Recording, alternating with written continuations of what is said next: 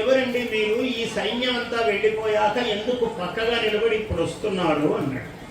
అంటే ఆ రాజుగారు వెళుతున్నారు కదా అండి, ఆ రాజుగారు సైన్యము అంతా వెళ్ళిపోని అని నేను పక్కన నిలబడ్డాను అన్నాడు. సంసర్గ దోషం ఏర్పడుతుంది.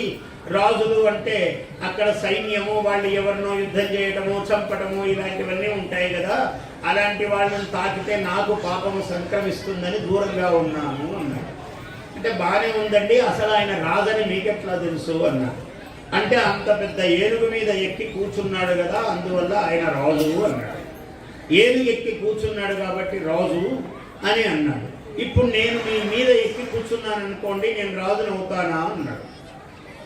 శిష్యుడు అంటే ఓహో వీడికి కొంచెం జ్ఞానం కావాలి అనుకున్నాడు గురువు గారు.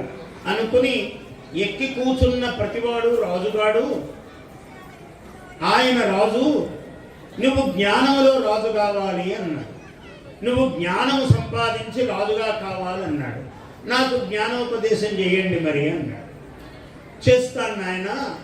ఏమిటంటే దేని మీదైనా ఎక్కి కూర్చోవటం అన్నది, మనం దీని మీద కూర్చున్నామనే అహంకారం రానంత వరకు నిన్నది మోస్తుంది. అందుకని నీవు ఎక్కి కూర్చుంటే రాజువు కాదు, అది నిన్ను గౌరవంగా మోస్తే నువ్వు రాజు అవుతావు. అప్పుడు జ్ఞానము కూడా అంతే అన్నాడు.